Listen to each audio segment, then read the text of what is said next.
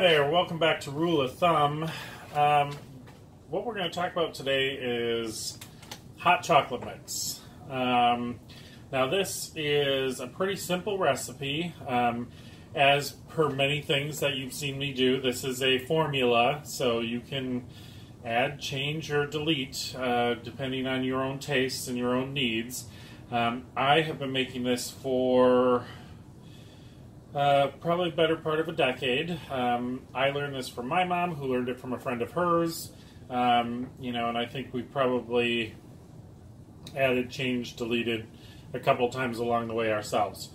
So what I'm going to do right now is kind of go through the ingredients, talk a little bit about proportions, and then I'm going to go ahead and get this mixed up, and then we'll look at it when it's done. So there is 4 main ingredients to this. Powdered coffee creamer. Original flavor is what I use. This is where you could add, change, or, I guess delete, although to me, the coffee creamer is what makes this hot chocolate mix exceptional. And I mean, I have people that I have given this to as Christmas gifts over the years that still request this 10 years later. So if that says anything about how good it is. And we literally make a giant batch of this every year. So I would imagine at this point you could add different flavored powdered coffee creamers, hazelnut or French vanilla, or any of the above, however you want your hot chocolate mix to be flavored. I tend to stick with the kind of plain and straightforward flavor just because it's universal and I can always add flavor later if I want by using a syrup or something like that. So, coffee creamer. Nesquik. You can see here I got this when it was price chopped at Aldi down to $3.75. I always try and get this whenever I see it on sale somewhere. I will pick a bunch of this up and put it in my pantry because I know eventually I'm going to use it. So I just use the standard chocolate Nesquik. Again, here's another place where you could modify. There's other flavors of Nesquik. There is the strawberry Nesquik. You could do part chocolate and part strawberry and make a totally different drink.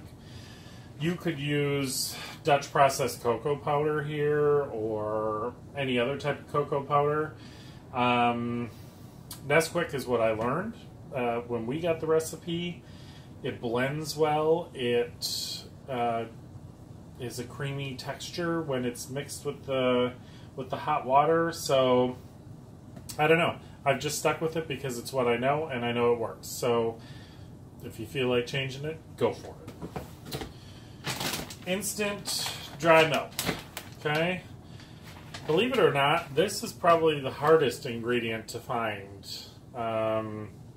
In a large quantity like this, I struggle to find this sometimes. Now this time what I got is the instant non-fat dry milk. You can get the whole milk, you can get whatever iteration you want of this, but you want instant dried milk is basically the long and the short of that. And then the last ingredient that I use is powdered sugar, or confectioner sugar, depending on who you're talking to. And then this is going to be to taste. So depending on how sweet you want it, you're going to adjust your level of sugar, because obviously the Nesquik has some sweetness to it already. So proportions, you want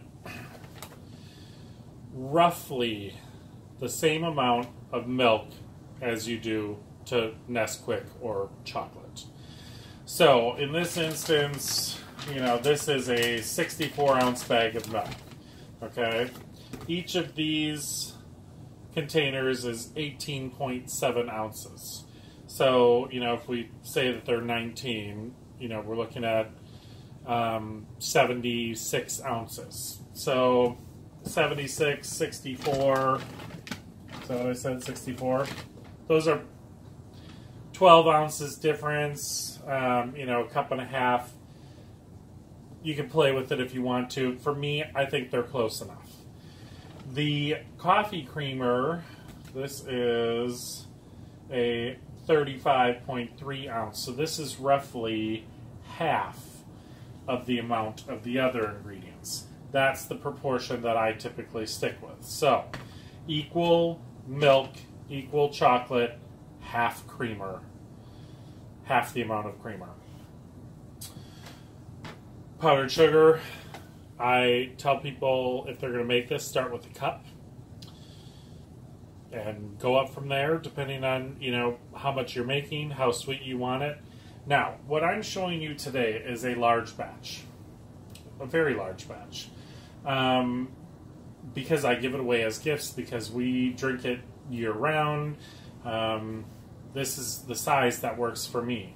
For me, I know that it's going to be about 4 cups for me for this size batch is what we like, which is this container. This is a half-gallon size jar. So this is actually 8 cups. So about half of this is probably what I'm going to use. So we're going to start with that, and you know, if I need to add more powdered sugar, I can, and I'll let you know if I do that.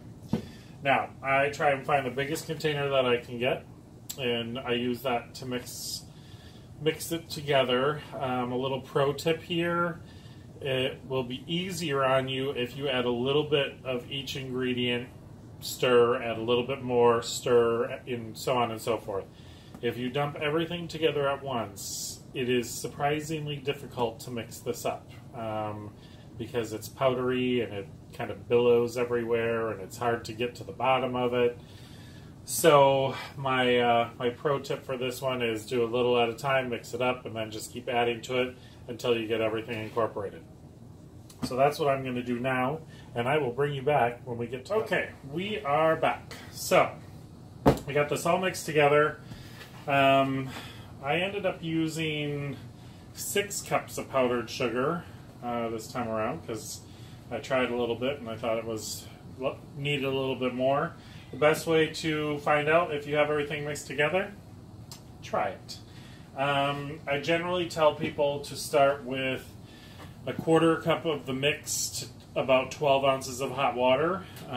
You can go up or down from there depending on how thick or how thin you want it.